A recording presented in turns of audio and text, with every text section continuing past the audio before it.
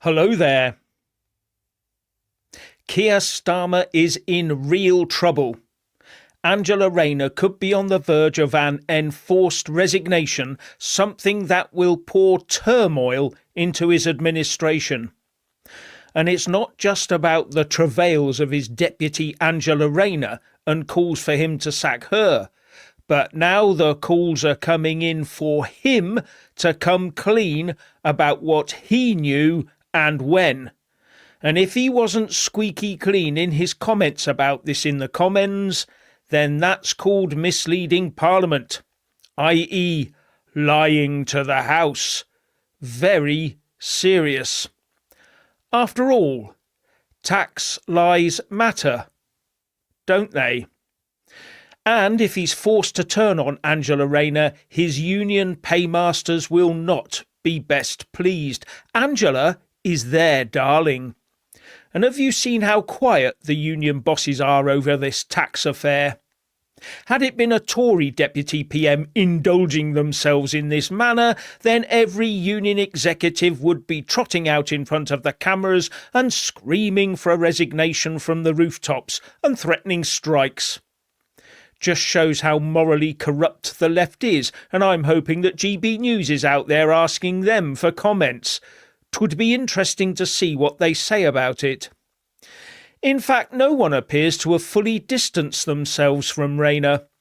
Apart, that is, from those graffitiing outside her seaside flat with the words tax evader, and the solicitors shoesmiths, with legalcheek.com saying that the firm has acted for her in the past, fueling speculation that it had acted for her in this case. But a spokesperson for shoesmiths said the following: "We did not act for the Right Honourable Angela Rayner in relation to the purchase of her Hove property and or the SDLT aspects of that property. Ms Rayner is not a current client of the firm and has not been for some time." But, as we now find out, we know who acted for her, don't we, Richard? Yes, indeed we do, Jeff. And I shall just take a little look here onto it. And it was a company. I think I've given it there to put up the headline from the Telegraph. Yep. Do you have the headline there, Jeff? Yeah, it's got it. It's up. Yep. Yeah, okay. So, yes, indeed. Angela Rayner's lawyers. We never gave her tax advice. Oh, well, I wonder who did then. I mean, did she say that they did? That's strange. Firm that handled purchase of £18,000 Hove flat accuses Deputy PM of scapegoating. My goodness, she's done well. £800,000. Good grief, woman. That's a small fortune, that is. Anyway, it's not a small fortune, that is a fortune. Angela Rayner's, I can't continue reading. Angela Rayner's lawyers claim that they have been made scapegoats and did not give her tax advice the Telegraph can disclose. Oh dear. The conveyancing firm that handled the purchase of her £800,000 flat in Hove insisted that it had done nothing wrong. The comments are a major blow for the Deputy Prime Minister, who has blamed legal advice that I received for her failure to pay a £40,000 stamp duty bill on the purchase of her seaside holiday home. Verico and Associates, a family company based in Herne Bay, Kent, confirmed that it advised her on the purchase of the flat. Now, this is the real one, Jeff. I think you've got this one also to put up. It's Have up you already. got this next one? Yeah.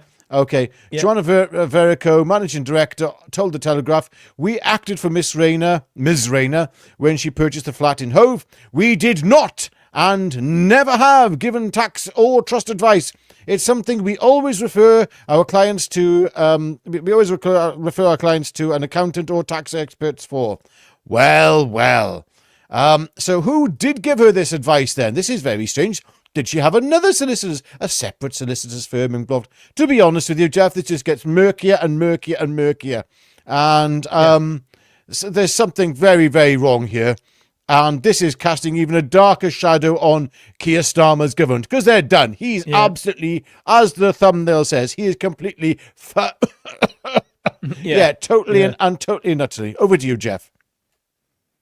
Yeah, I mean, I did work in finance for a while as an advisor, and the last thing that we were told as in training as advisors, never ever give anyone tax advice ever, or trust advice ever. That's specialised work for specialised accountants and specialised solicitors. Never do it. If they want to go get it, tell them to go and get it. Otherwise, steer well clear. So it's not a straightforward conveyancing thing where those sorts of things are involved. So yeah, you have to go by proper advice. So yeah, it's pretty serious, I would say. So everybody seems to be closing ranks, as I said, around her to try and protect her. And they're playing on her. She came from grassroots, working class. She's a girl. And they're even playing on, the disability of a son and all this sort of thing. And I think that's just, I don't care about all of that. That's got nothing to do with this. She's part of running the country. And I'm afraid all those people should step aside and tell her to go. It's well past them trying to protect her. The longer they try to protect her, the worse it will get. It's going to keep dripping out until she's squeezed out. Yeah. And if you want to see the back, of this lot, then I've left a link in the descriptions box below where you can join Ben Habib's Advance UK, the only way to get common sense back into government. So please go and join up. It's only a tenner. Yeah, Jeff, so just what do one you point reckon, here. The other thing is, it's like all the people that are telling Angela Rayner to leave, we want those people to leave as well. So who's going to tell the people that are telling Angela Rayner to leave? I mean, we need to get everyone. They all need to go now. There is nothing. I mean, look. We've got the budget. When's the budget now? Oh, how far down the line has she kicked the can for the budget? I mean, that doesn't exactly instill confidence in you, does it? It makes you realise that the entire government is at the point of collapse. And it is. Yeah. This is not hyperbole. This is not hyperbolic in any way, shape or form. The government is preparing to collapse. I honestly believe that. There is no other logical explanation for the actions of that they're undertaking at the moment, Jeff. Wouldn't you say? Yes, I think it is only a matter of time now. The whole thing's collapsing. When all the figures come in for the national accounts come in as we run up to the 26th of November for this state of the nation's finances that Rachel Reeves is going to be given out. Oh, and by the way, did you see Rachel Reeves giving her little speech about Angela Rayner? She was looking down, and I was wondering why she wasn't looking up. She was sort of looking down, even sort of apologetic about it all. I just yes. She was malfunctioning. She was like a robot malfunctioning. And of course, she's a good friend of mine. She sounds just like Keir Starmer, so I might as well just do a Keir Starmer impression. Angela is a very good friend of mine, and and she's now handed herself over to the HMRC, so she's doing all the right things, and she's wonderful, and I'm sure she'll come out of it absolutely great. Yeah, shut up. I mean, as you said, Jeff, playing, they're trying to make out as if Angela Rayner is this like working class hero from rags to riches. Well, she's certainly in riches, coming into riches, that's for sure. But one thing but I was going back to, funny enough, the good old Daily Telegraph. They seem to be doing a lot of good things these days. Yeah. But, there's this one head. I'm going back to, when is this from? This is from August the 16th. Rayner embroiled in hypocrisy row over war on allotments. Deputy Prime Minister giving councils green light to sell communal gardens despite championing them in her constituency. I'm sorry, Jeff. The working class, a lot of people depend on their allotments. I was just talking to my father-in-law. You know him, you met him, Jeff. Wonderful chap, and of course he has an allotment, and he loves his working allotment. And he was saying that for people there, it's an incredible thing for them, for their mental health. It gives them focus, purpose, a way to even just to sustain themselves slightly in this increasingly desperate day and age when it comes to food bills and the price of food and the daily shop. And it's a communal getting together. It's bringing people together. And this so-called working class heroine is now talking about selling the allotments off. So, one of Jeff, sorry. Over to you. Yeah, I get the sentiment there. Now, the Prime Minister, Keir Starmer, has been unable to confirm or deny anything about this episode so far, other than to say he'll follow the advice of his ethics official. Why wait? If it looks unethical, and walks unethical, and quacks unethical, then what's to wait for? But if Ange does get forced out, I think Starmer's problems will multiply as his party splits into factions. It was probably only him and his deputy waiting and scheming for her moment that kept the Labour show shakily on the road thus far. And Rayner may well flounce out the door and take up on Jeremy Corbyn's offer of a place in his new Jetspalar party. And she'll probably, if she did that, drag along Union Party funding with her too, leaving Starmer with a party funding black hole. And talking about black holes, while I was whiling my afternoon away, I made this and bunged it up on X. I regret to have to inform the House that a new £40,000 black hole has been identified in the Treasury accounts. Yeah, I thought I'd get my artistic sort of thing out and muck about on X. So I wonder where that black hole came from. £40,000 is quite a lot of money, isn't it? Yeah. Now, good point. Yes, I recently came across a term in politics, and it's called the ginger growler, in reference to UK politics. And I thought, has Larry the cat died and been replaced as chief mouser to the Cabinet Office with something more scary and vicious? But no, Larry is alive and well, so I'm not sure what all that ginger growler thing was about. Unless Larry's about to retire and an opening is coming up and this ginger growler is on standby, maybe. I mean, you could see a ginger growler, couldn't you, sort of stepping in and maintaining a position in cabinet, on the cabinet table, like Larry? There you go. Ladies and gentlemen, what do you reckon, Richard? This is what I have to put up with every day. Sorry, going back to there was some in the Express though, and it was sort of, I'm not sure if it's still the leading headline. Keir Starmer releases Angela Rayner's statement and promises, "I will act." Those are interesting words. It sounds like he is going to sack her, because saying that he is going to act, I mean, what?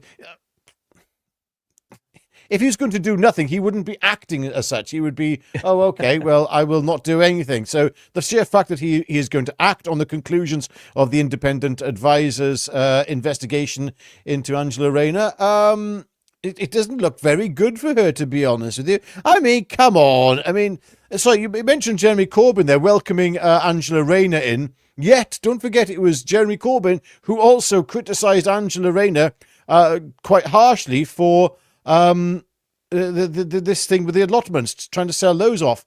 And I don't know what's going on, Jeff. There's games within games. It's the bloody left, though, isn't it? You know, what do you expect? Yes. They're all scheming.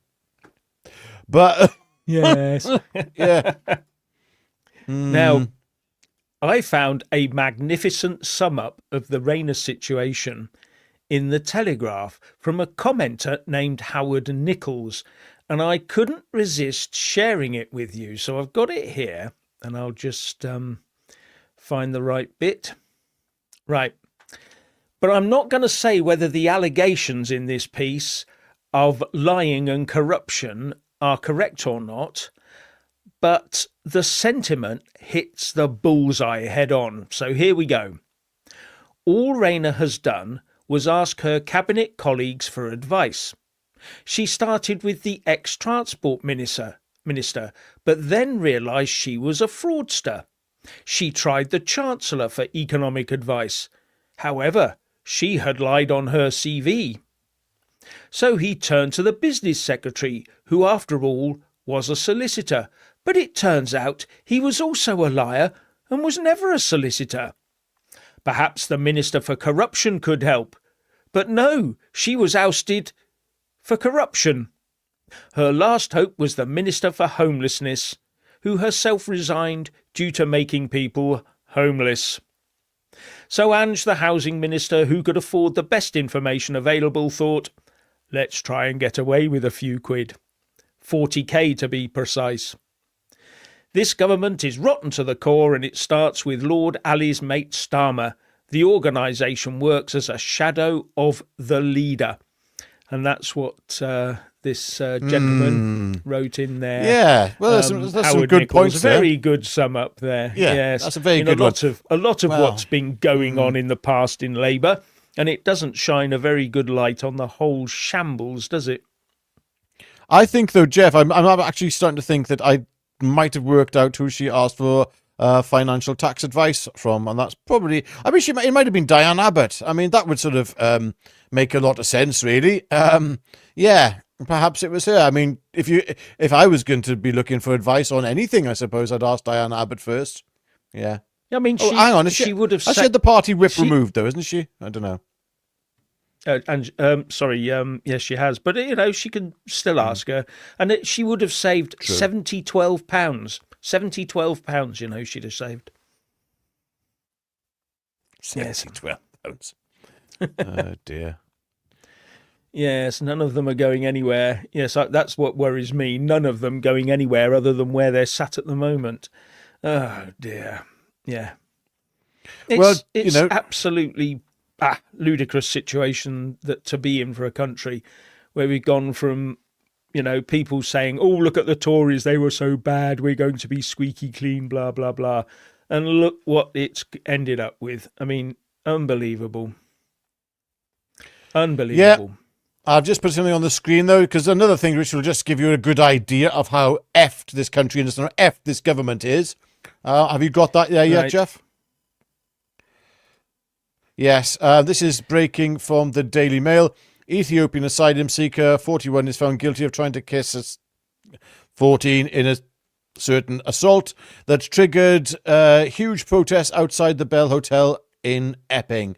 Okay. So didn't Yvette Cooper, or rather Yvette Cooper's solicitors, push forward that the worries and concerns of local people in Epping are trumped by the rights of those people who are being put up in the bloody hotels yet again? Look, the government's already overturned preventing the asylum seekers from being removed from there. Although I am hearing that some rumours now that there is an appeal going ahead, but that's unconfirmed at the moment. But you can see the level of dysfunction within and disconnect within the government, between the government itself and the people of this country. This government is collapsing. It is collapsing now. I mean, the people of Epping already knew this clearly. They already had their suspicions. They knew on the grapevine the truth of the matter, I'm sure. And it has now emerged.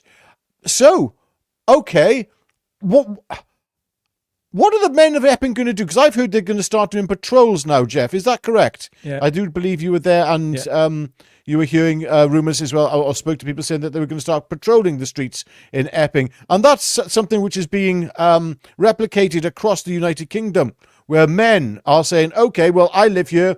My children live here. My grandchildren live here. Look at that great monstrosity there, that building there, which is filled with people which I don't know where they come from. But I've heard reports that people of this ilk are, let's say, a little unsavoury. So in that case, I'm just going to keep an eye on my kids myself, and other children, and other women. Just ensure that they are safe to walk the streets. Because right now, women do not feel safe to walk the streets. They do not feel safe for their children to be running about outside these hotels. I can't think why, but that's the state of the United Kingdom, Jeff, and they've got to go. They've just got to go. This bloody government have got to go. Yeah, totally agree. Now, thank you, Duis Volt, but I do disagree with you. Hi, everybody. Would you trust a Pakistani migrant to deport other Pakistanis? Nope. So don't join Advance UK. Ben Habib was born to a Muslim father in Pakistan. Join UKIP. Absolutely correct in your statement there. Ben Habib was born to a Muslim father in Pakistan, but a Christian mother. Exactly. And I don't care. But did you know that? I don't care. Yeah, I don't care. It's like my father. My father's Muslim, sir. There you go. My biological father's Muslim. I was raised and adopted by a Welsh family when I was 10 days old. But I am biologically half Iranian. I don't care about these things. I trust Ben Habib first. Thank you for your comment, and I can see that your perspective, but it's not one that I particularly share, I'm afraid, and neither does Jeff. Yeah, exactly. Ben Habib is one of the finest Englishmen to walk this country. I don't care what country you're born in. I care about what you fight for in this country. We've got people in this country right now, who are politicians who are born here, who are complete traitors. And then you've got somebody like Ben Habib, who is actually fighting for this country. He's doing a far better job in terms of his morality than Nigel Farage is, as far as I'm concerned. Sorry. All right, yeah. No, you're absolutely right. And I trust Ben Habib far more than I trust many, many, many other politicians. There's only a real handful. I mean, every time Ben Habib talks, he just says the same things. He says how it is, and he says it to various different people. He doesn't cater for their views when he tells them what he thinks. He just tells it as he thinks. And that's what I respect on him. Bluekey 102, thank you very much. Have you mentioned how Starmer is considering mandatory digital ID to counter illegal migrant problem, yet most of them don't have phones? Yes, didn't we mention that yesterday or the day before? Yes, yesterday's video, I believe it was. Yesterday's live stream. I think we did all that, and so it's well worth going back and having a look at that one, because we did go into it in a bit of detail and we talked about these things. I'm not sure that illegal migrants don't have iPhones or phones. I'm under the impression that they're issued with them. Now, there may be a security reason for issuing them with iPhones so that we can monitor what's being said on them. I don't know. I would actually think that they won't do that because it will be against their human rights of data protection. But if I was, I would be issuing them with phones that I could listen in on because I'm a sneaky person. There you go. No, I wouldn't be issuing with any phone. I'd just be saying, look, welcome to Britain. Oh, by the way, here's South Georgia. That's also, here it is. There's a lovely ship here. It's going to South Georgia. Now, that's part of the United Kingdom, I believe, or it's not, overseas territory. It's a lovely place. Honestly, it's lovely. You can spend a bit of time there with the seals and the dolphins, and the boat leaves in another day or so, but you will remain there. And there we go. Goodbye. Yeah, don't care if you've got a phone or not. Lines. I don't care if they've got mobile phones, But thank you for that comment there. Yes, he is considering mandatory digital ID and to counter the illegal migrant problem. But it's not. It's going to be for all of us. It's not for just them, because you won't be. The reason the justification that is being used to present them with digital IDs is so that when they go for a job, they have to be able to prove that they're able to work in the country. So will everybody else in that case who goes for a job. Yes. They will have to be able to prove that they can work legally within the framework of the country. Yeah, absolutely ludicrous, mate. And that's exactly what the Times said. And we were talking about what the Times was reporting, that is the plan. Everybody will have to prove they can work here and have digital ID. So, and it comes down to proof to rent, proof to buy, proof to, everything. It'll all go into digital ID. And that's exactly what's going on. Now, Tamanigi 909 said, Jeff, Tommy gave you a nice shout out to a large American audience on the Save the UK Bagsap X Spaces interview on Tuesday. I wasn't aware of that. I'm going to have to go and check that out now. That would be very nice, you know. Thank you very much. Good old Tommy. For letting us know. Yeah, he's a good man. Yeah. I like Tommy. Yeah. Yeah. And thank you, John Davies. When does tyranny get charged with treason? Yes, well, yeah. Tyranny, is that Starmer? Well, it's all of them, really, isn't it? They're all just, yeah. And Toby Wongadachi says, we, the British Patriots, no matter what skin colour and where your ancestors came from, need to take our country back right now. From the left and from, Ben Habib, Tommy, Jeff and Richard are true patriots. Yes, that's the thing. I mean, I listened to an interview with Ben Habib. He talked to me and we sort of touched on it, but he was saying in one interview that his father was a lapsed Muslim, basically. And what did he say? He liked spare ribs, but didn't want to know where they came from, or something like that. And his mother was at the end of the day, a good Christian, you know. Look, as I said, you know, I have Muslim family members, and they're not extremists. They're not anything, you know. I don't speak to them anymore, but that's another thing. But look, at the end of the day, what we are worried about is a certain percentage within a certain demographic that are predisposed to what we would call extremist ideas. And unfortunately, it is significant an amount or percentage of that demographic to create certain concerns. And these are concerns that have been highlighted many times by the security services themselves. And that's all there is to say on the matter. As for Ben Habib, you know, yes, I can see why at the moment he's getting a lot of not flack, but questions about his heritage, etc.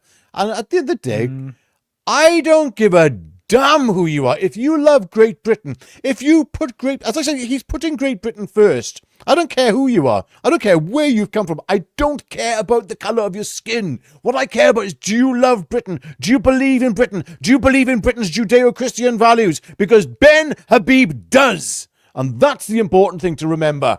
And he does it with a passion as well. And that's the kind of man I want to have lead this country. Advance UK is the political party that we have all been waiting for. It really is. Yep. At the same time, I have to, look, I'm not stupid, right? And you have to be pretty dim and stupid to not realise, if there's an election in the next 3 or 4 months, Advance UK are not going to be ready. End of, period.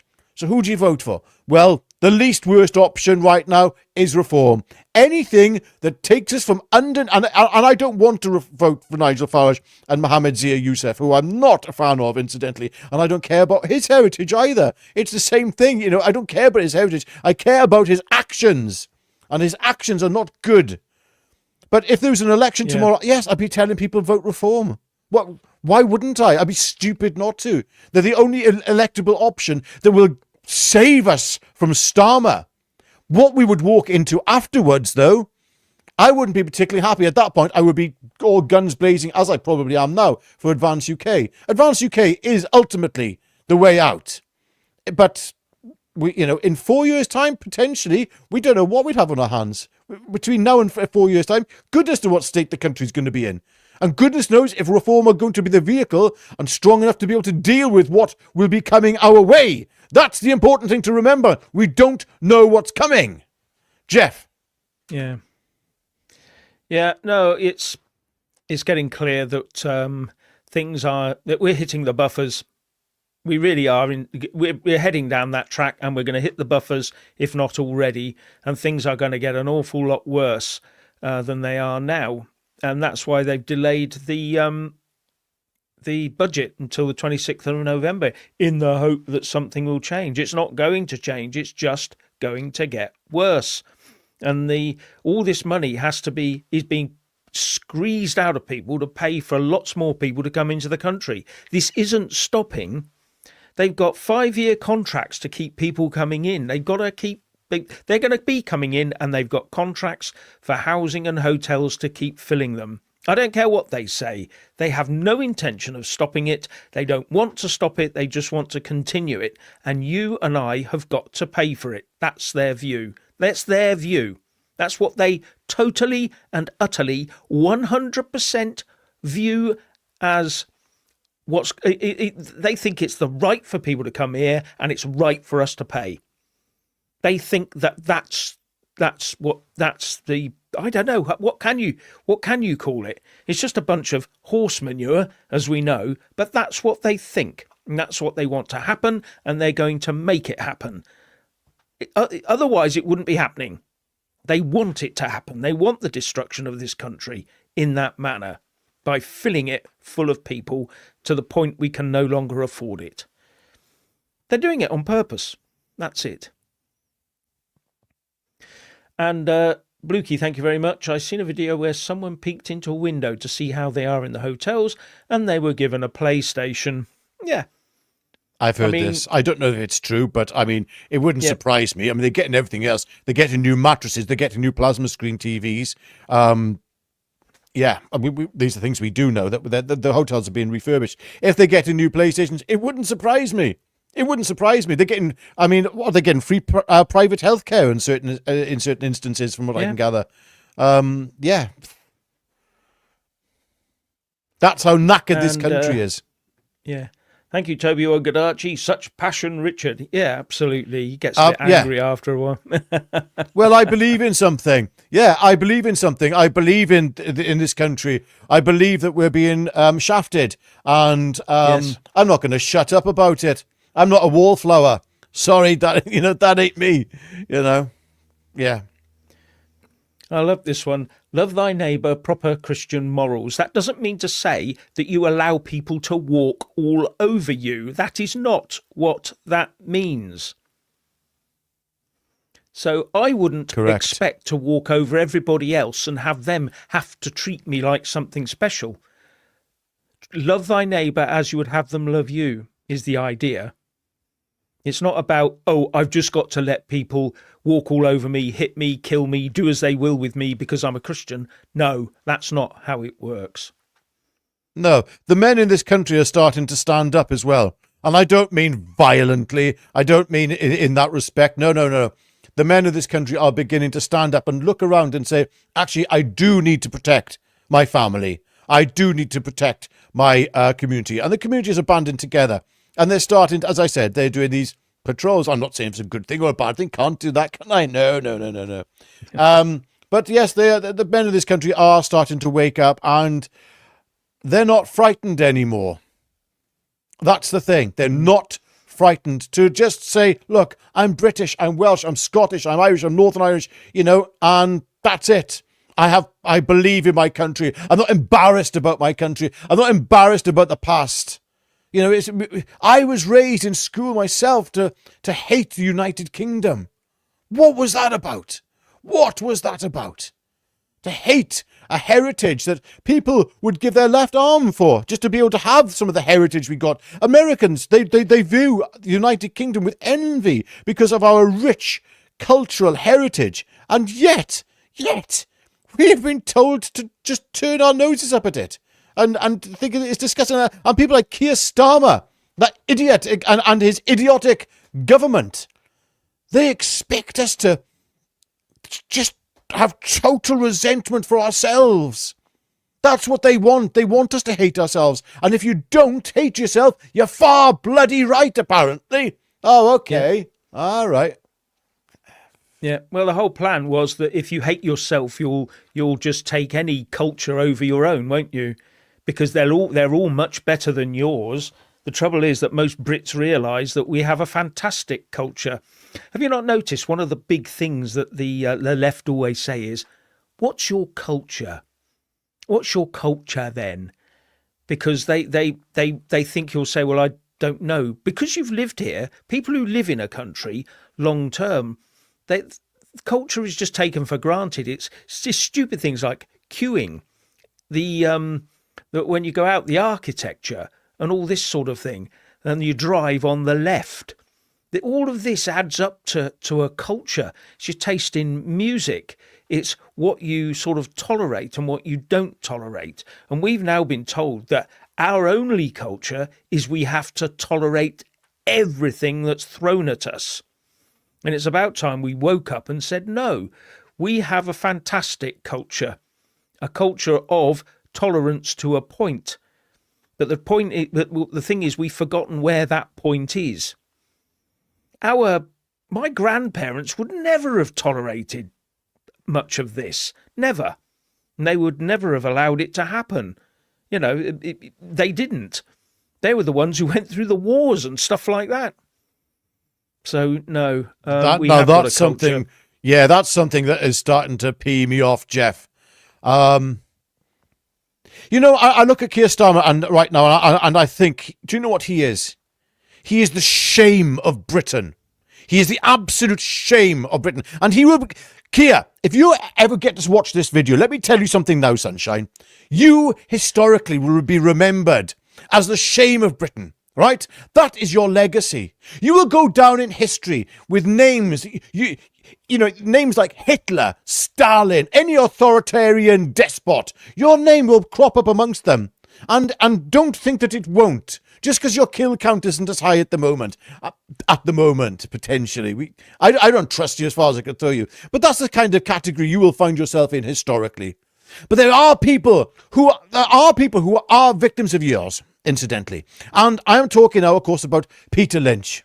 And when all this is said and done, when all this is over, there will be a statue in London, okay? And as it is erected, you will feel nothing but total... you'll be seething with anger like we are at you. You'll be thinking, how, why are you putting this statue up of this man, this Peter Lynch? He was far right. Yet no, he was a grandfather, a father, a husband, and a decent man. He cared about his country, and he was passionate, Mr. Starmer. But... he will be remembered as a hero. He will be remembered in bronze. You will be remembered as nothing but a shameful despot. Jeff. Yeah, that's absolutely right. These things will come about in the end when people look back and the historians take apart what Keir Starmer has done. He's done nothing for this country at all. All he is a grey lawyer.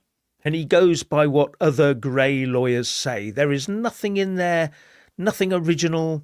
There's nothing, there's just nothing there. There's no personality. Yeah. So I agree. Now, one of the things is that I have to say, it's coming out that Rayner seems to have taken a lot of advice, getting back onto topic. And she seems to have, I got advice from this, that and the other. And much of that advice appears to have been a bit dodged, doesn't it? And all over what any politician in their house, or most of them, would view as a paltry 40k. I reckon many of them are wondering what all the hullabaloo is about. Haven't we all got 40k stuffed behind the sofa just in case? You know, I mean, nowadays politicians are, well, they probably always have been very well looked after, highly expensed and highly paid. And we need to be looking a lot more into the expenses of and the goings on of politicians.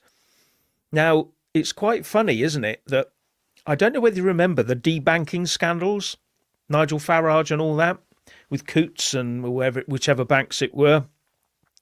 Now, that was all about the fact that all of these politicians, get this, their banking affairs have to be highly studied and regulated because they're in positions where they can be blackmailed and bribed. So all the banks, when you've got high net worth individuals and people in positions of power, their banks have to do special checks on them. Doesn't seem to be working very well, does it? Maybe we need some more checks on politicians in places of power. Nigel Farage, that was the excuse made. Oh, we had to do special checks on him, made it more expensive, so we needed to get rid of his account. That was the sort of argument that was put forward, wasn't it? Well, those regulations, I would say, I mean, this isn't the first time Angela Rayner's had a bit of a property and tax thing, is it? Hang on, but Jeff didn't. Yes, that's a very good point. Actually, she hasn't got exactly a good sort of track record when it comes to a controversy linked with properties. Jeff, didn't Nigel Farage recently just come out and actually support or lend some supportive words towards Angela Rayner? He did, didn't he? That's quite Have you interesting. got that there? No, I haven't, but I did see. I did read it Right, earlier. I did see it. I saw But, it being reported that. Yeah, but talking about he that, I mean, supported 40k. her. Yeah, but 40k. I mean, you're talking about 40k to you and me, Jeff. That's a small fortune. Well, it is. It's more money It's than a large we earn. fortune. Yeah. But I mean, combined. But no, what I'm thinking is that 40k. I mean, as you said, these politicians, to them, that's nothing. It's chicken feed, wasn't it? Boris Johnson quite a few years ago, who said about the amount of money I think he was earning from the Daily Telegraph as a columnist. I believe it was 250,000 a year he was earning. Yeah, I might be like wrong. that, yeah. And he said, chicken feed. I thought, you what? You what? Chicken feed. Richard, Okay. we need some chicken feed. Where are you getting the chicken feed from? Where do you? I mean, this is bloody expensive chicken feed. I mean, 40 isn't it? grand. I mean, that would cost a politician 4 Ukrainian rent. Sorry, yeah. Anyway, You digress. Yeah, I digress there, Jeff. Yes. Oh, you take over. I don't want to go down that route. So Blukey, thank you very much. I myself am a Polish immigrant, but I arrived here via legal means, so it disgusts me seeing how the illegal migrants tarnish the reputation of the illegal migrants tarnish the reputation of legal migrants as the British public lump legal and illegal together. Often they do. And that's actually what the left want you to do. They want to lump everybody together as asylum seekers, as illegal immigrants, legal immigrants, those coming here to better their lives, those fleeing from safety, and those fleeing from climate change, so that in the end we have to accept everybody. And that's the aim. No one's illegal. Everyone has the right to go anywhere on the planet they like. And when you get there, you must be funded to make your life better. Yes. That's how the argument goes. And there's another component here. You said you've come from Poland. And there's a lot to be said about cultural assimilation and cultural compatibility, which there clearly is between the Polish and the British. There we go. And many other countries as well. I mean, I remember years ago where I grew up in Merthyr Tydfil, and I was a taxi driver there briefly. And there was a huge Polish and Portuguese community. They assimilated bloody well, especially the Portuguese as well. They were fantastic, there was it just worked, okay. And I totally get your frustration there, Blocky, is it? Yeah, Blukey. Blukey, yeah. I totally get your frustration being lumbered in with X, Y, and Z. I got to say something. I'm going to say something quite controversial here. I do think Farage overplayed the immigration from European countries and just did a blanket thing on it. I think we should have looked at immigration coming into the United Kingdom from Europe and looked at essentially cultural compatibility. An open door is one thing, but having so many great Polish walkers come into Britain. And as I'm seeing some great comments here, they fought with us in who's it just said here? Steve Chandler. The Polish fought with us during the war, even had brave pilots fighting for us in the Battle of Britain. Absolutely. And again, Brecon just down the road from me, okay? The Gurkhas, incredibly integrated. They're part of Brecon. They're part of it. What we are talking about when it comes to immigration and issues with immigration is something else. It is something that we all know what it is. We can't say it. We all know what the issue is, because there are so many well-assimilated, extra sort of other cultures in Britain, but they assimilate. They don't try and dominate. And that is the key that everyone's missing. Yeah. It's like, we are meant to be integrating a melting pot. That does sort of work, but there needs to be a mother culture behind it all. So a melting pot only works to a certain extent. You're adding flavour to the pot. You're not trying to create a new dish. There we go. I think I've said my bit. Yeah, also, I did a video this morning from a Sky News report. A Sky News report today was going into the story of a migrant that came from India, I think it was. And it was just a litany of law breaking all the way through.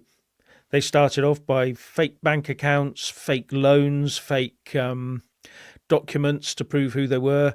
And they just came in, they had a script to follow and just said the script, and they got let in. And then they went and lived in a house with loads of other people until the social services stepped in to give them a property or something. And you're just looking at it. And the whole thing was a disaster.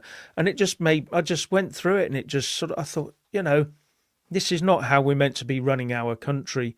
It's just not on. No. It's disgusting. And before you move on, Jeff, I have to say, on the matter of Poland and Polish, I am going to be dead meat if I don't actually mention that my wife is part Polish as well. So there we go. Yeah. I'm going to have a bit of bias there. Yeah. So, yeah. And don't forget, you talked about the Portuguese. The Portuguese are actually our oldest allies. So there you go. And thank you very much, Fenner7. I saw a post, don't know if it's true, saying we might be going to war in 2026. If they did, a lot of people would say no, because why would they fight for a government who don't care about them? Is that the plan for the Great Replacement? Now, there is a lot of discussion about this possibility of war next year. I don't know whether you know, but the French have started gearing up for the mass casualties. But not mass French casualties so much as mass casualties in Europe that would then be sent to France to be safe, if you see what I mean. So France is ending up as the hospital of Europe for some thing coming next year, and a lot of it is around a potential. Yeah, but I don't believe there's a war. The French government are doing it. They're saying it. Oh, no. That's not the point, Jeff. The point here is I don't believe they're preparing for a war with Russia. I believe they are preparing for war. And this is what Dr. David Betts very much said, I believe. In the case of Britain, I'm not sure if that was exclusively Britain, but the chances of Britain going to war with Russia is extremely low. Yet we are, we're getting these tents, wasn't it, Jeff? Recently we heard about these tents. 700 apiece, 700 casualties apiece in these tents, yeah. And I actually believe that they're preparing for civil war. Something. Oh, yeah, we are. And the war will be within Europe, but it'll be, I believe, unfortunately, it'll be a civil war, and it'll be sectarian as well. And it won't be an us versus them scenario, incidentally. There's going to be a lot of us's and a lot of thems when it comes down to it. Yeah. That's the way these things unfold, unfortunately, Jeff. Yeah. Yes. Someone's brought up this nice little thing here. Thank you very much, Toby Wankadachi. Thank you. What's my culture? British culture gave the world so much. Trains. Sherlock Holmes. Love Sherlock Holmes stories. The world of Shakespeare. And the British music invasion between the 60s and 90s as a few examples. We civilised many. Yeah, a lot of people just forget that, okay, we made mistakes, but overall we took the law out there, which a lot of people now follow. It's not us bossing them in law, it's just putting in place a legal system that works, and forms of government that seem to work even now around the world. So there's nothing... we made mistakes, yes, just like everybody does. We're all humans. But I'd like to just go through. Yeah, I'd like to go through some of these here. Sorry, ladies and gentlemen. Sometimes it seems like we're interrupting each other. There's a lag, a delay that we find rather disorientating. We do. So anyway, so trains. Okay, so I believe this is the first steam engine was built by Richard Trevithick in Merthyr Tydfil, incidentally. I think it was. It was. No, Stephenson's rocket. I can't remember what it was called. Anyway, Sherlock Holmes, yes. Basil Rathbone, absolutely every day of the week. And Jeremy Brett was fantastic. And there's even a very good version of The Hound of the Baskervilles with Vincent Price and Christopher Reeve. Is it Vincent Price? No, not Vincent Price. Peter Cushing. Peter Cushing and Christopher Reeve. Sorry, I always get those mixed up. And The World of Shakespeare, indeed, yeah. The only thing I'm not too sure about is the music between the 60s and the 90s, you see. Now, I'm one of these sort of traditionalists, you see, who wish that the 1960s never happened, okay? I wish we could have just paused in the 1950s and had a different kind of linear progression from there. Yeah, I'm not joking, ladies and gentlemen. I wish we would have been far more refined until this nonsense of rock and roll came and infected us, and yes, I know we came up with our own versions of it with the Beatles, but no, I mean, don't forget, what was his name? Arthur Askey, was it? Buzz, buzz, buzz, buzz, honeybee, honeybee, buzz, buzz, buzz, but don't sting me. And what's that other one? Run, rabbit, run, run, run. You know, good grief. We had such great music back then in the 1940s and 30s and, sorry, Jeff.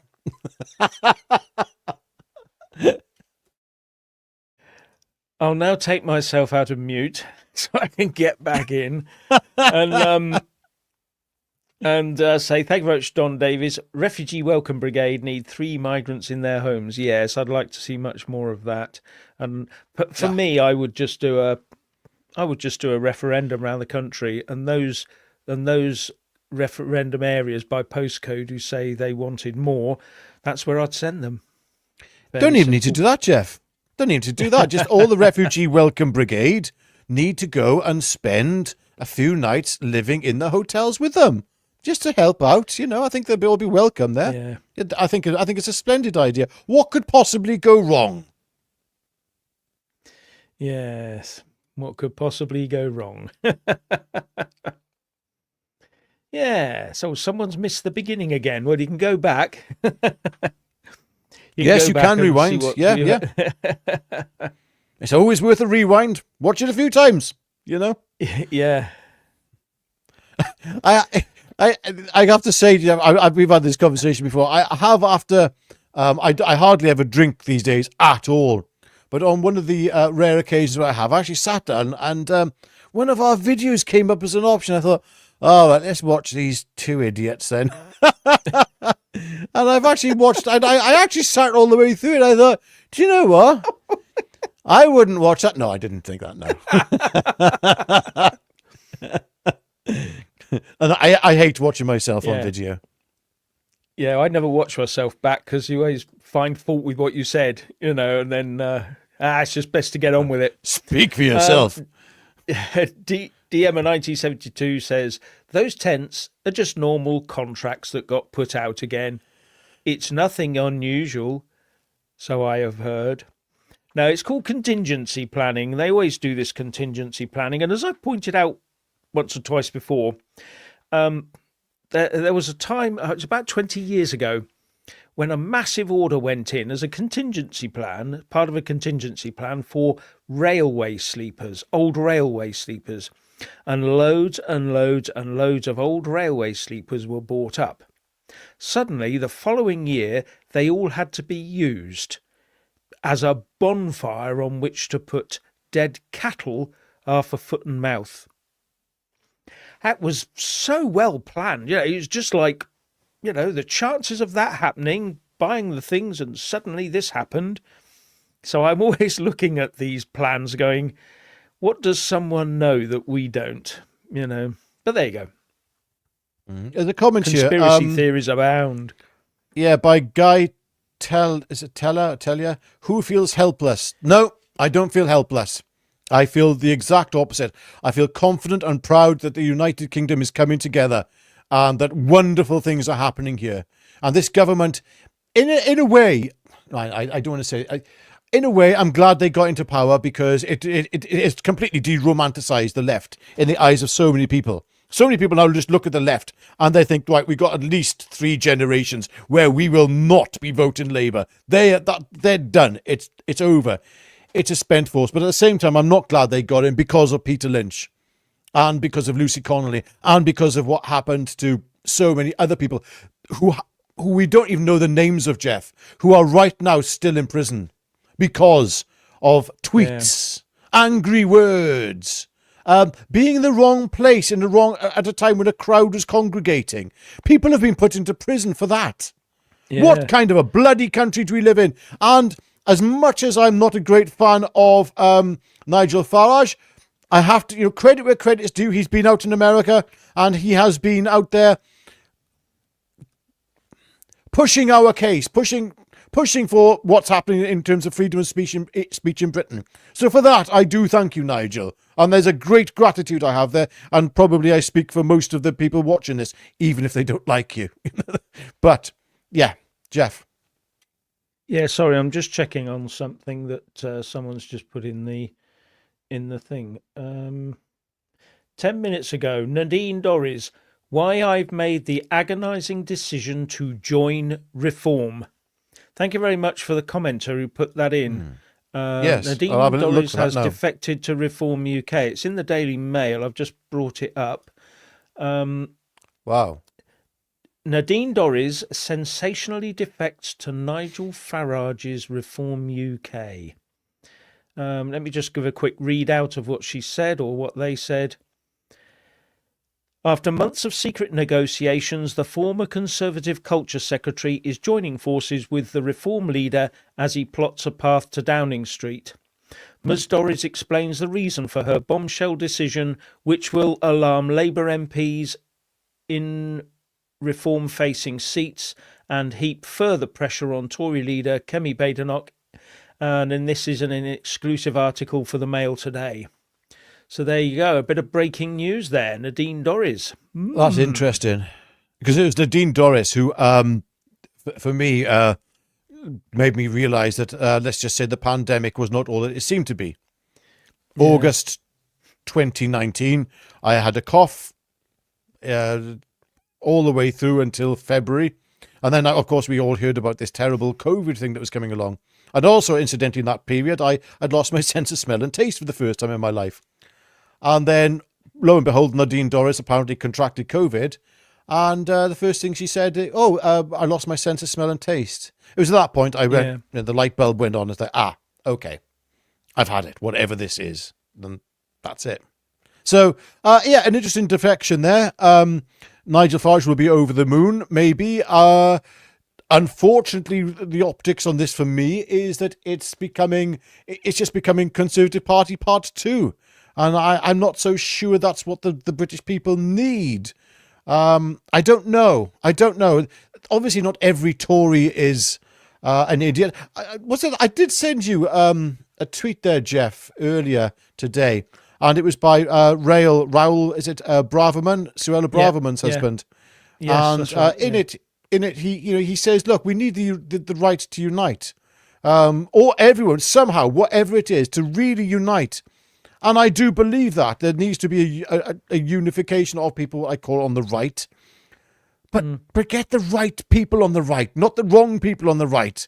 I mean, otherwise, exactly. It's just nonsense. Well, the thing about that is, who the main players on the right keep falling out with each other, which is a bit of a problem, to say the least. I've got a comment here. I'm trying to work out what this is from a Fenner7. Thank you very much. If Trump come back and give this government satsonis, how would that work? Sorry, I must be missing something here. I don't know what that means. I don't know what that means. Hang on. I let me just give it a little. If you can keep that up for a second, Jeff. Let me have a little look into something here. But as I said, there are certain people on the right who can't work together for personality or, in certain circumstances, for ideological reasons, because they think this should be happening, not that. And the left is falling apart on that basis as well now. So, we could end up with coalitions being formed on both sides. But at the end of the day, you have to have one leader. And that can be the problem when you have just one leader. Jeff, I've just looked up sat zones and I can't find anything. That's all right. Yeah, sorry, Fenner. We may be really missing something. Yes, But thank you, And thank you. thank you for Toby Onkadachi. Never forget Sir David Amis, though, either. No, Oh, don't forget yes. him either. So there's a lot of things. As far as I'm concerned, politicians, if they're properly elected, they should be able to go anywhere without danger and all the rest of it. And it really does sort of peeve me that we've got ourselves to a situation where more and more and more politicians have to hide behind these diversity bollards, armed police. The first time I ever walked past, as a kid, went past Downing Street, there was no fences there as far as I remember. Hang on. Jeff, sorry. Sanctions is what that person meant, I believe. Sanctions. Right. Or maybe Can it's you get that comment back up there? Yeah. Sanctions or... if Trump come back and give this government sanctions, how would that work? Very well, probably, and I hope it would. Yeah. And I'm sorry, Also, this is where Keir Starmer said, he said about Nigel Farage, he said, look how unpatriotic is, wanting sanctions on the United Kingdom. Do you know what? How many of you, please, in the comment section right now, please tell me, in the comment section, how many of you would welcome sanctions? Yes or no? Yes, be honest. Yes or no? Would you welcome sanctions if applied to Keir Starmer and this government to to ensure that we regain freedom of speech in this country? Let's see the answers. Yes, yes, yes. Yeah, there's a few yeses there. I think we're prepared to accept sanctions, and a lot of us are struggling right now financially. Believe me, I am. And would I accept a little more hardship just to be able to speak my mind? Yes, I bloody well would. Look, everyone here, I can't see a no so far. God bless you all. And you've got to remember also that he could also impose tariffs on us in the same way. So it's not just sanctions; it could be in the form of tariffs or whatever. You see, we've gone through this country. The UK puts tariffs and sanctions on other people. Just look at what I'll give you a prime example of what the calls are at the moment. The pro-Pali Brigade want us to put massive sanctions on Israel. They'd be quite happy to impose those, wouldn't they? To impose their will on a foreign country. So yes. It's just across the board. It's quite wonderful to see all the yeses on here. You beautiful people. That's why I don't feel helpless. Because I see the passion and the love and the belief in the country of the people here. Sorry, could we go back on to the next question? That the next super chat we had there, Jeff, because I don't think we addressed that properly. Oh yes, so Sir David Amos. Yes, we should never forget Sir David Amos. Yeah, absolutely. God bless it. God rest his soul. Yeah, I must say that this is a good point. We mustn't forget with sanctions, as blank 9831 says, sanctions don't actually do anything to rich people, though. Russia economy, like it or not, was booming under our sanctions. Well, I'm not sure it was so much booming because the, if I remember rightly, the Russian economy was suffering a bit, and their currency wasn't doing so well they did some tinkering about which made it go up a bit, but then it started sinking again. I'd have to look back in to see how well their economy is going. But the biggest problem they've got, believe it or not, is their most valuable currency. The most valuable currency that any country has is its young people. And if you're sending them to war, it doesn't matter when thousands and tens of thousands and even hundreds of thousands of them die or get badly injured, you have a problem. Your economy will not function. This is a long-term thing.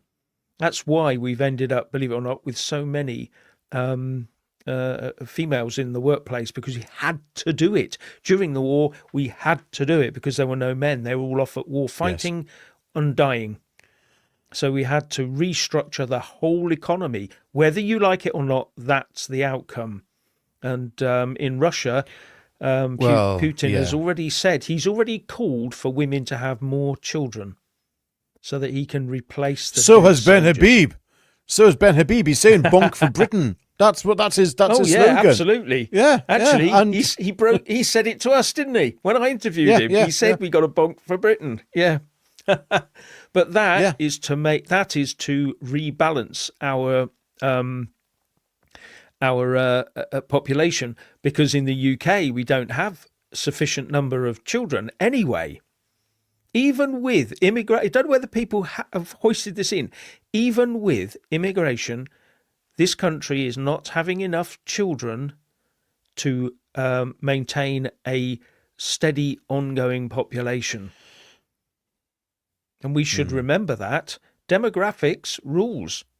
Yeah, well, what we need to do is make it... Yeah, well, we've got to make it easier for our young to have children. You know, yes, we've got to... Yes, I understand that. Yeah. The financial incentive needs to be there. Not just financial, I mean financial incentive in terms of tax breaks, but also the ability for them to be able to have their own homes and to be able to put a roof over the head of any newborn child, not have to worry so much about things. Yet it seems that the priorities, again, what the basis of this video, this government is about to collapse and this nation is about to collapse. The problem is that this government seems to be, and the last government, incidentally, but they've all been hell-bent on providing roofs over other people's heads other than our own children. Now, we're going back to what you mentioned earlier about the war, when the men went to war and the women stayed behind. Well, that must be happening. So, I'm sorry, the women are clearly staying behind in many of these countries because it just seems they're just sending their men over here for some reason. The war must be so terrible for the men, but not for the women. The women and children seem to be surviving it quite well, whatever this persecution is that would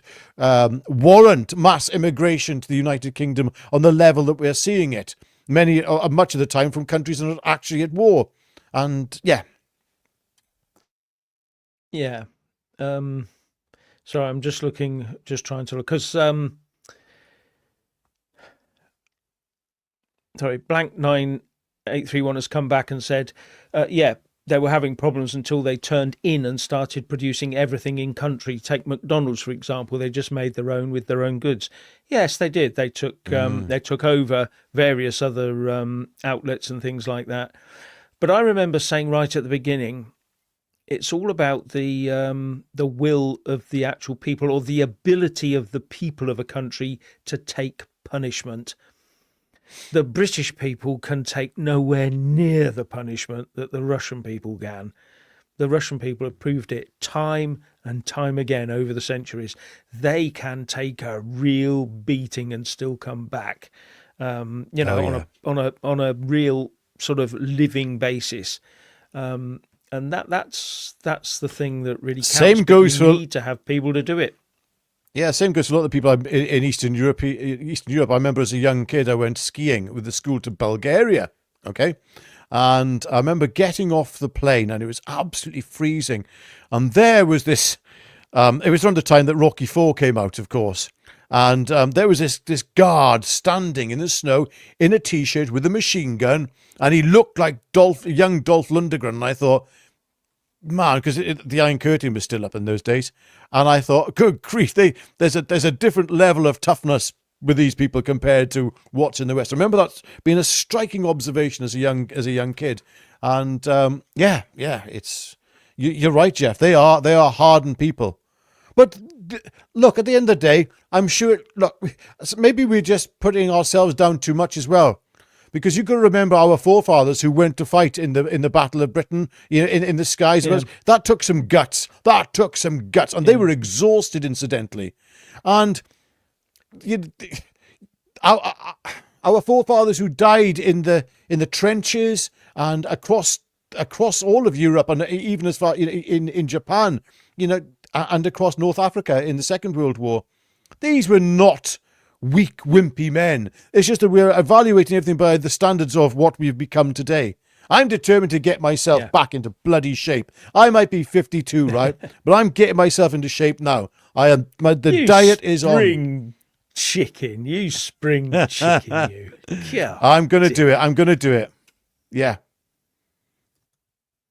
And blank 9831 says, that's all I can afford today, Jeff. Keep up the good work there, Jets. Thank you very much indeed God bless for engaging you. Thank with you. us. Yeah. Yeah, thank you, mate. Thank you. And Toby Wonkadarchi, thank you very much. This is the thing, though. Why do our supermarkets import lamb from New Zealand when we have more sheep in Wales than people in the UK? Now, this really did exercise my mind during the Brexit years when everyone was saying, oh, we need to import this, we need to, because we haven't got enough. And I looked at the lamb situation as one of the things. And what got me was we exported and imported from the EU about the same number or same tonnage of lamb, or whatever you want to call it. Yeah. And I thought to myself, this is really weird, until it was pointed out to me that we eat different parts of the lamb. So we have a taste for leg and all the rest of it, but on the continent, they want other parts of the lamb. And they eat that. Bits that we don't. And I went, I was going, well, actually then that makes a lot of sense. But I'm not sure it's the same with the New Zealand imports and all that sort of thing. But we have to remember that just before we did join the EU fully, or even the common market, we stopped all our imports of New Zealand lamb and stuff like that and their butter before we joined. Because they were excluded and we started trading with the EU. So what we've sort of done is go back to what it was before. But I'd much rather see we did eat our own, if you should eat our own produce first. Look, I tell you, I mean, some of the comments. I mean, Welsh lamb's the best. Yes, by Morgan. Absolutely, it is, and it really is. There it is. I go down to England, to where my wife's house is down in England, where because we sort of live between the two places, whatever. And when I go down to her house, there's a butcher's there, and they're really good butchers, but the lamb, no. However, one thing that the English do better, and I would say, is Herefordshire beef, black beef. Oh, fantastic stuff. Herefordshire in particular. But I'm sure there's farmers in here from other parts of the country. Speaking of farmers, Jeff, I have to get this off my chest. Go on, my wife and myself, we went to Monmouth the other day. We got out, and this guy, he's a little chap he was. And he came up, he said, I said, you okay? Hello? He said, hello. We do say hello to each other in Wales, by the way. That's something we do. Yeah, and, we don't need the sound effects. Yeah, okay. Well, anyway, he said, I'm a farmer, and he just wanted someone to talk to about the situation. He didn't know me from Adam, and he was absolutely. You could see he was not in a good way, like really not in a good way. And I could just stand there and talk to him and say, look, hang in there. Just try and hang in there. You've only got 4 years of this tops. And he was talking, my parents, they're so depressed. And he said, I can't sleep at night. I'm awake all night. We're a farming community, farming family. And it really hurt. I mean, ladies and gentlemen, it hurt. I was holding back the tears, what this guy was saying. And I said, just hang in there. And I said, look, if anything, it won't be 4 years. This government will be gone soon. So I say now to any farmer out there, you hang in there. You've got the support of the British people. And it'd be good if the farmers could come alongside the Unite the Kingdom movement and join Advance UK. Come alongside. Really, serious. Together with Unite the Kingdom and the farmers together, you've got an unstoppable force. There we go. Sorry, Jeff, I had to get off there. And to that man, if he is hypothetically watching, because I did mention the channel, just hang in there. Yeah. God bless you. Definitely. Now, Civil Defence says Nadine Dorries defects to reform. Thoughts? Well, we had our initial thoughts as soon as the news broke and it came up on something. One of the other commenters mentioned it, so I had a quick look. And it turns out that she's actually saying that the Tory party is dead, and I think she's right. What she could have added was the Tory party, like the Labour Party, is dead, because I think they both are. So it's, she told the Daily Mail, the Tory party is dead. Its members now need to think the unthinkable and look to the future. And that's the thing, isn't it? I mean, how can the Tory party really survive? It's on It's on its No, it's last over. legs. It's living on over. It's gone. fumes. Yeah, the Uni Party Yeah. is over. Yes, Saying that, yeah. the only expression of the Uni Party that seems to be improving is the Lib Dems. They seem to be doing a bit better. Oh, God. No, don't say that, Richard. I know. Go away. I know. It's like, No. That's Yeah, only because but- the people haven't woken up yet. Yeah. yeah. Yeah. Friends of Ms. Dorries. Why do they always do that? Well, never mind. Say that she has made her dramatic move now because she thinks the creaking Labour government could fall within 2 years. I think 2 years is a bit optimistic. Yes. I think it's going to be less than absolutely. that. Yeah. And that of course it Mrs. is. Badenoch would not be in a position to win a general election. The Tories would need, in the old days, it would have needed 10 whole years to recover, 2 terms minimum to recover from what's happened to them. But they're not coming back because there's so many other choices now, and social media will absolutely do them in. It will kill them off. Yeah. Yeah. And Diana C says, may God bless you, you will succeed. Well, I'm hoping we will succeed. Thank you. We will So, succeed. yeah. And God bless Yeah. you too, Diana. And I mean that. God bless you. And God bless everyone watching this. This is something we should be proud to say is God bless you. We are a Christian country, and let's be Christian. Let's not be ashamed of it. And I hope, absolutely. and I hope you and life is good for you there, Diana.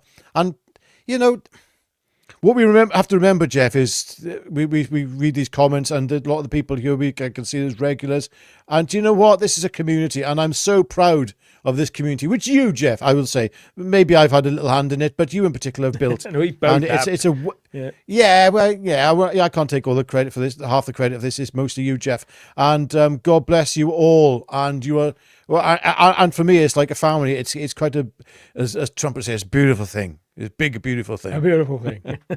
Yeah. That's like Elvis. Yes, And and, I can't do Scoop Dog. do Trump. Scoop Dog, thank you. You said, ooh, I found £2. Yay!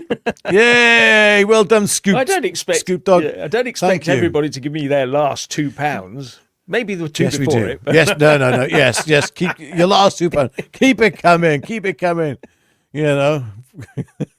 yeah. And God Bluekey bless you. says, thank you very much, says, the tough truth is that we have freedom of expression, so we can say whatever we want as long as it doesn't hurt someone, so we cannot talk out of place or out of term. Yeah. We should have freedom of expression, and if what people say offends someone else, as long as you're not calling on people to go down and hunt people down and all that sort of thing, which is, by the way, why the reason Graham Linehan got targeted was because he talked about punching someone. It was the punchline was punching someone in one of his tweets. So that was all about. But the thing is that he made that tweet ages ago, and there were no cases, as far as I'm aware, of anyone doing what he said of punching someone in the nether region. So if that didn't happen, then it wasn't inciting anybody, was it, into doing anything? So I don't know. I mean, that court case or that. Well, case is Lucy ongoing Connolly's one, but- a prime example of that, though. Yeah. I mean, she said, burn it down or whatever, set fire. For all I care. For all I care, you can go and do what. For all I care, you can not burn it down. It's yeah. It, We I have to saw be no careful when we're insight. talking about this. Some of these cases are sub judice and all that. Yes, They don't want you talking about it because they don't want you talking. Yes. And Toby-Wan Kadachi, thank you again. I love this term from Dave Allen, the comedian. He's absolutely brilliant comedian, he was. And may your God go with you. And I thought that just about summed it up, Okay, Jeff. how people should view these things. Yeah, but Jeff, go on. Give us your favourite Dave Allen line. You said it to me many a time. Have I? I can't remember. Or do you want me to do it? Do you want me to do it? Yeah, go on. Okay. Well, I'm going to paraphrase the Dave Allen line that I've never heard, that Jeff has told me about, that he can't remember. So here we go. I'm paraphrasing here. And anyway, in the Garden of Eden, God looked at... Oh, yes. So, yes, and Adam was there. Adam was there in the Garden of Eden. And God looked at Adam, and God saw that Adam was happy. And then you know what happens. Okay. Yeah. It's an absolute fantastic line, that was. Yeah, it's a subtle one. It's a subtle one. I love it as well. It's a good one. It's subtle. I hope you got that, ladies and gentlemen. Yeah. Then Eve appeared. You didn't have to give it away, Jeff. Come on. I did. Now, blank 9831, thank you very much, says, what's the digital ID situation? I think we talked about this yesterday and a bit earlier. Digital ID is on its way. They want to use it because it's going to solve crime and it's going to solve illegal immigration and the job situation and all the rest of it. But we'll have to take all your information and control it while we do it, just to make you and your children safe. Yes, that I think I've summed that up. Yes. Yeah. Oh, Dad, come on, Scoop Dog. Pot noodle time. Sorry. Do you know what the diet? But with the diet I'm on now, I could absolutely murder a pot noodle. All I think about is beans on toast, the simple things, and pot noodle, a fried egg sandwich. Oh my days. Oh dear, we're going back to the food. Do you remember we did a live stream recently and we started talking about food, and then then Richard started moaning about it. He moaned about it. Yeah, you know, I'm on an extreme diet. Yeah. All right. No more food comments, you lot. Okay, come on. No more. Enough. Okay, Jeff. Yes. And Smoke Steve says, thank you very much. Using finance, food, grape invaders is genocide. Grape in. Oh, yeah. G, without the G, I get it. Yeah.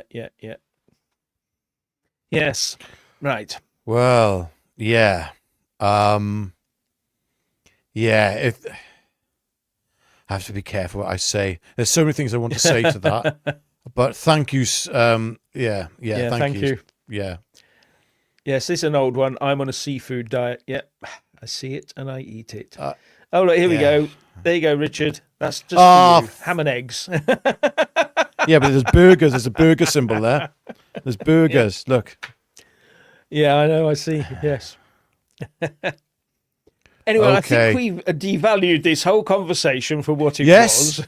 Yes, we've completely gone off topic. Sorry, ladies and gentlemen. And thank you, by the way. Thank you for your contribution there, Mark. Mark Woods. That's thank you. Awesome. Yeah. Awesome, mate. And to all of you, thank you for... I think we're wrapping this one up now, Jeff, but God bless you all. And I'm absolutely... Do you know what? The thing is, Jeff and I, we do love it when you guys comment and we can get to have a chat with you, because it stimulates a conversation and things in our minds and things we hadn't actually thought of. And there's so many connections and, you know... but anyway, if you enjoyed this video... You know what you have to do now, don't you? Indeed. Yeah. There's a little like button. Press the like button. It's easy. It's so easy. But it does a lot of help for us. And what really absolutely helps more than anything is you subscribe, okay? And you click the all option when you subscribe, then you get notified when you put a new video out. Because most of you naughty people, you have not subscribed to this channel. And that's awful. It's awful that you didn't love us that much, that you didn't want to subscribe. And anyway, over to you, Jeff. Yeah. Well, thanks very much, as we say, for all your comments. We can't put them all up. We can't talk to them all. We have to scroll down and do the best we can, but we do. So thank you so much for involving yourselves in today's little live stream. And we hope to see you again tomorrow. Well, we will see you again tomorrow at some stage. And we will. Have a great evening. Have a great evening. And don't lose hope. We can get rid of Labour. And on that note, I'll say it's goodbye from me. And it's goodbye from him, Mr. Jeff Taylor. And goodbye. And see you tomorrow, hopefully.